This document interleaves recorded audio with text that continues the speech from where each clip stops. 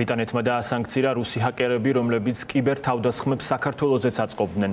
ლონდონის ინფორმაციით საქართველოს წინააღმდეგ მოქმედებდა რუსეთის გენშტაბის მთავარი სამმართველოს დანაყოფი, რომელიც ცნობილია Sandworm-ის სახელით. 2018 წელს ეს ჯგუფი თავს ესხმოდა ქართულ კომპანიებსა და სახელმწიფო დაწესებულებებს.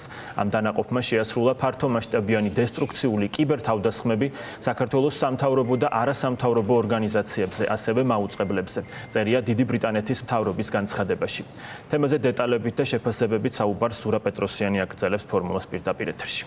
ის რომ რუსი აგენტები დაასანქცირეს, ამის შესახებ ინფორმაცია თავად ბრიტანეთის მთავრობამ გაავრცელა და საინტერესო არის თუ რა ტიპის დანაშაული აქვს ჩადენილი გერეუს ჯაშუშებს, არა მხოლოდ საქართველოში, არამედ ნატოს წევრ ქვეყნებში და განსაკუთრებით უკრაინაში.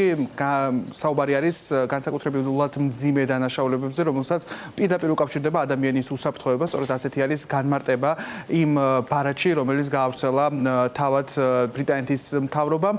ბევრი გვარი და სულ 3 დანაყოფი არის, თუმცა ჩვენთვის საინტერესო არის განსაკუთრებით 3 ადამიანი, 3 ჯაშუში, ვინაიდან 3-ვე მათგანი სწორედ საქართველოს კონტექსტშიც არის განხილული. ეს არის ევგენი სერებრიკოვი, ასევე არტიომ ოჩეჩნიკო და ალექსანდრ ოსაჩუკი. 3-ვე მათგანი სწორედ ჯაშუშურ საქმიანობას და კიბერდანაშაულს საქართველოს წინააღმდეგ და ეწეოდა და საქართველოსთან ცდილობდა ინფორმაციის მოპოვებას. გავრცელებული ინფორმაციით სწორედ მათ დააზიანეს სახელმწიფო სტრუქტურები და გაიტანეს ინფორმაციის ნაწილი და ასევე კიბერშეტევა ხორციელდებოდა ზოგიერთ მაუწყებელზეც. თუმცა ზოგადად რა ტიპის დანაყოფებზე არის საუბარი, ეს არის საინტერესო და რამდენად საშიში არის სწორედ ის ადამიანები და ის საქმიანობა, რომელსაც ისინი ეწეოდნენ. სულ 3 საქმეს დავასახელებთ, მათ შორის არის 2013 წლის სკრიპალის საქმე, უშუალოდ კი სკრიპალის შვილის საქმე, როდესაც კიბერშეტევა განხორციელდა მის აკაუნტზე და მოხდა განსაკუთრებით სენსიტიური ინფორმაციის მოპოვება, რაც შეეხება 2 დანარჩენ საქმეს, რომელიც სწორედ ამ სამგვარს და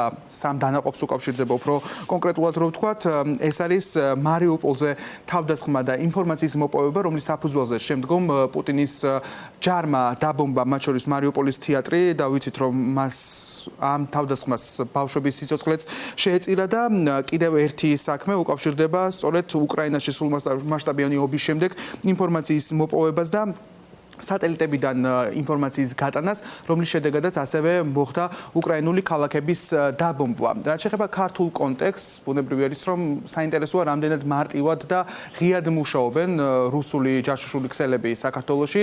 ექსპერტები ამბობენ, რომ იმ ფონზე, როდესაც სახელმწიფო უსაფრთხოების სამსახურის ძირითადი ფუნქცია ფაქტობრივად ქვეყანაში არის გაუქმებული, რა თქმა უნდა, შეგვიძლია ვივარაუდოთ, რომ რუსული ჯაშუშური აგენტურული ქსელი ქვეყანაში აბსოლუტურად შეუფერხებლად მუშაობს.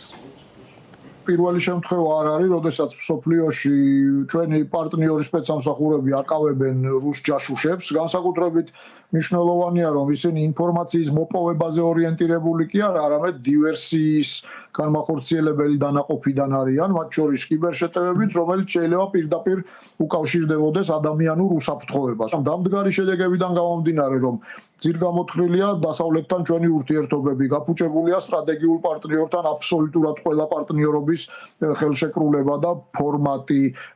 რუსეთი ახორციელებს მისთვის საჭირო პოლიტიკური ელიტების შექმნას და ხელისუფლებაში დამკვიდრებას.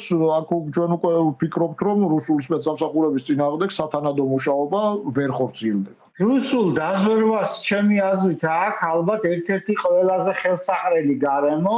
დაზვერვა არა, მე ვიტყოდი აქ ფედერალური უსაფრთხოების სამსახური და მთავარი სადაზვერვო სამმართველო, ანუ სამხედრო დაზვერვა უფრო აქტიური იქნებიან, იმიტომ რომ ჩვენი ეს პოსტსაბჭოთა ქვეყნები უფრო მეტად შედიოდა FSB-ს და ფედერალური უსაფრთხოების სამსახურის და გერეუს დახმარების ზონაში. ყველა ასე ვთქვათ, პირდაპირ და ირიბი ინდიკატორი აჩვენებს იმას, რომ ჩვენი სახელმწიფო უბრალოდ ასე ვთქვათ, გახსნილია ყველანაირად რუსეთის სადაზვერვო სამსახურების თავისუფლად მოქმედების.